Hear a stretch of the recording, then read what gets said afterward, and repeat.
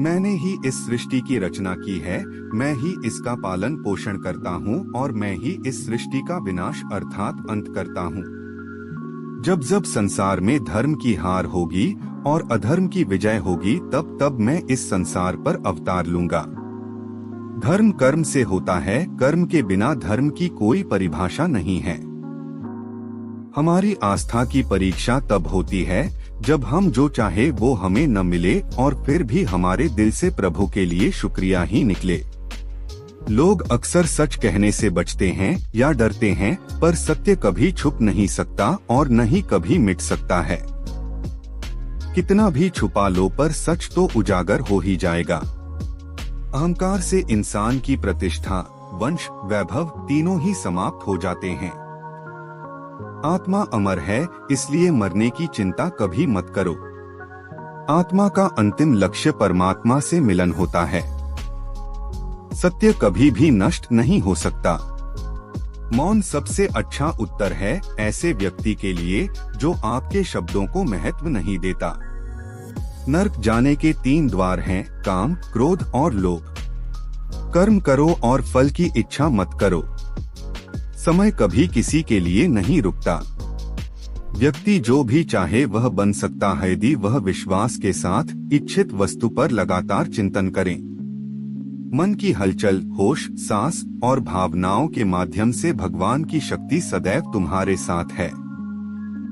शांत रहने से सभी दुखों का अंत हो जाता है और शांत मन मनुष्य की बुद्धि को शीघ्र ही स्थिर करने में और परमात्मा से मिलन करने में सहायता करती है।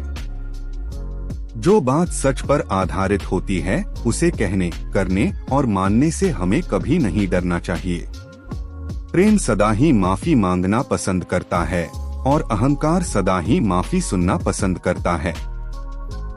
एक बार किसी को माफ करके अच्छे बन जाओ, लेकिन दोबारा उसी इंसान पर कभी भरोसा करके बेवकूफ ना बनो।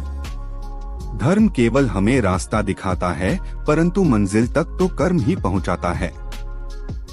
इंसान की इच्छा पूरी नहीं होती है तो उसका क्रोध बढ़ता है और उसकी इच्छा पूरी हो जाती है तो लोभ बढ़ता है। इसलिए जीवन की हर स्थिति में अपने धैर्य को बनाए रखें। जिस मनुष्य के चारों तरफ नकारात्मक ऊर्जा वाले लोग रहते हैं, उस मनुष्य का मंजिल से भटक जाना निश्चित है। आज यदि आपके दिन बुरे चल रहे हैं तो कल अवश्य ही अच्छा होगा। आप केवल निस्वार्थ भाव से अपना कर्म कीजिए। जो मार्ग ईश्वर ने आपके लिए खोला है उसे कभी भी कोई बंद नहीं कर सकता है। मनुष्य का जीवन केवल उसके कर्मों पर आधारित होता है। वह जैसा कर्म करता है उसका जीवन वैसा ही हो जाता है। जीवन में आधे दुख इस वजह से आते हैं क्योंकि हमने उनसे आशाएं बना रखी है जिनसे हमें नहीं बनानी चाहिए थी। जिस मनुष्य ने अपनी जवानी में बहुत सारे पाप किए हो उसे बुढ़ापे में नींद नहीं आती है। व्यक्ति को उसके कर्म का फल उसी तरह ढूंढ लेता है जैसे कि कोई बछड़ा सैकड़ों गायों के बीच अपनी मां को ढूंढ लेता है। आत्मा ना तो जन्म लेती है और ना ही मरती है, ना ही इसे जलाया जा सकता है, ना ही इसको भिगोया जा सकता है। आत्मा अमर और अविनाशी है। संसार में कुछ भी स्थायी नहीं है। आत्मा शरीर को वैसे ही छोड़ती है जैसे मनुष्य अपने पुराने कपड़ों को उतारकर नए कपड़े धारण कर लेता है। व्यक्ति का सुख दुख, मान अपमान, लाभ हानि का एहसास करना मन की शरारत है। आत्मा का इससे कोई लेना देना नहीं है। जब यह संसार ही स्थायी नहीं है तब इस संसार की कोई वस्तु कैसे स्थायी हो सकती है। मैं इस संसार के सभी जीवों में विद्यमान हूँ। मैं चींटी में भी हूँ और हाथी में भी। संसार के सारे रिश्ते नश्वर हैं और केवल शरीर से जुड़े हुए हैं। जैसे ही व्यक्ति की मृत्यु होती है और आत्मा शरीर को छोड़ देती है, आत्मा का शरीर से जुड़े रिश्तों से कोई नाता नहीं रहता। मेरे तुम्हारे हम सबके कई जन्म हो चुके हैं। ना तो यह मेरा आखिरी जन्म है और ना ही यह तुम्हारा आखिरी जन्म है। वर्तमान परिस्थितियों में जो तुम्हारा कर्तव्य है वही तुम्हारा सच्चा धर्म है। मैं किसी व्यक्ति के भाग्य का निर्माण नहीं करता और न ही किसी को कर्म फल देता हूँ। व्यक्ति या जीव के कर्म ही उसके भाग्य का निर्माण करते हैं। क्रोध मनुष्य का सबसे बड़ा शत्रु होता है। क्रोध के कारण मनुष्य की सोचने समझने की शक्ति नष्ट हो जाती है और उस व्यक्ति के पतन में ज्यादा समय नहीं लगता है।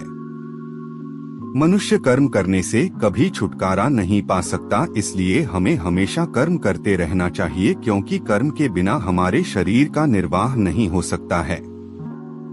परिवर्तन होना ही इस संसार में स्थायी है, इसलिए मनुष्य को परिवर्तन से कभी नहीं घबराना चाहिए।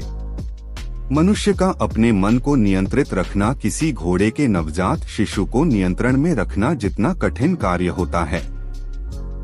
इंद्रियों के वश में होने से मनुष्य के जीवन में केवल विकार और परेशानियां ही आती है। मनुष्य के जीवन में सुख दुख का आना जाना सर्दी और गर्मी के आने जाने के समान है, इसलिए हमें इन्हें सहन करना सीखना होगा। निर्बलता ईश्वर देता है, लेकिन मर्यादा मनुष्य का मन स्वयं निर्माण करता है। जीवन में मनुष्य को अपनी वाणी को संयम में रखना चाहिए, क्योंकि वाणी से दिए हुए घाव कभी भी भरे नहीं जा सकते। मनुष्य अपने जीवन में उनके लिए शोक करता है जो इसके योग्य नहीं है। बुद्धिमान व्यक्ति किसी जीवित या मृत के लिए शोक नहीं करता है। मैं हमेशा तुम्हारे साथ और तुम्हारे आसपास ही रहता हूँ, चाहे तुम कुछ भी कर रहे हो। जो हुआ अच्छा हुआ और जो होगा अच्छा ही होगा। स्वयं को मुझ पर छोड़ दो, केवल अपने कर्म पर ध्यान दो। कर्म ऐसा करो जो स्वार्थ रहित और पाप रहित हो। मनुष्य को जीवन में समय चाहे जैसा भी हो अपने परिवार के साथ रहना चाहिए। परिवार पर यदि सुख आता है तो वह बढ़ जाता है और यदि दुख आता है तो वह बट जाता है। मनुष्य को अपने कर्तव्य के पथ से कभी नहीं हटना चाहिए। यह मूर्खता है, क्योंकि इससे न तो तुम्हें स्वर्ग की प्राप्ति होगी और न ही तुम्हारी कीर्ति बढ़ेगी। भगवान श्री कृष्ण कहते हैं कि सत्संग अर्थात अच्छे लोगों का साथ ईश्वर की कृपा से मिलता है, परंतु कुसंगति में पड़ना मनुष्य के अपने ही हाथों में होता है। वह मनुष्य जो सभी इच्छाओं को त्याग देता है, मैं और मेरा की लालसा और भावना से मुक्त हो जाता है, उसे शांति प्राप्त हो जाती है। भगवान श्री कृष्ण कहते हैं, अगर तुम्हें किसी ने दुख दिया है तो इसका बुरा मत मानना, क्योंकि लोग उसी पेड़ पर पत्थर मारते हैं जिस पेड़ पर ज्यादा मीठे फल होते हैं। स्वार्थ से रिश्ते बनाने की कितनी भी कोशिश करो वे कभी नहीं बनते, और प्रेम से बने रिश्तों को कितना भी तोड़ने की कोशिश करो वे कभी नहीं टूटते। यदि व्यक्ति शिक्षा से पहले संस्कार, व्यापार से पहले व्यवहार और भगवान से पहले माता पिता को पहचान ले तो उसकी जिंदगी में कभी कोई कठिनाई ही नहीं आएगी। भगवान श्री कृष्ण कहते हैं कि मनुष्य को अपने मन को बार बार समझना चाहिए कि ईश्वर के अलावा उसका इस दुनिया में कोई नहीं है। भगवान श्री कृष्ण कहते हैं कि परिवर्तन ही इस संसार का नियम है। कल जो किसी और का था आज वो तुम्हारा है और कल किसी और का होगा। विषयों का चिंतन करने से, उनको याद करने से विषयों की आसक्ति पैदा होती है और आसक्ति से इच्छाएं उत्पन्न होती हैं। इच्छा से क्रोध पैदा होता है और क्रोध से सम्मोहन और अविवेक उत्पन्न होते हैं। जो कुछ तुम्हारे साथ हुआ है अच्छे के लिए हुआ है और जो हो रहा है अच्छे के लिए हो रहा है। जो होगा वह भी अच्छे के लिए ही होगा। मेरे लिए ना कोई घृणित है और ना ही कोई प्रिय, न कोई निर्धन है न कोई धनी, बस जो भक्ति भाव से मुझे याद करता है मैं उनका हूँ और वे मेरे हैं। आप वही बन जाते हैं जिसमें आपका विश्वास है कि आप बन सकते हैं। अगर मनुष्य अपना कल्याण करना चाहता है तो सभी तरह के उपदेशों, सभी धर्म को छोड़कर मेरी शरण में आ जाओ, मैं तुम्हें मुक्ति प्रदान करूंगा। इस जीवन में सब कुछ खत्म होने जैसा कुछ भी नहीं होता, हमेशा एक नई शुरुआत हमारा इंतजार कर रही होती है। दोस्तों, इस वीडियो में बस इतना ही। अगर यह वीडियो पसंद आए तो लाइक करें, शेयर करें, सब्सक्राइब करें और कमेंट करें। धन्यवाद।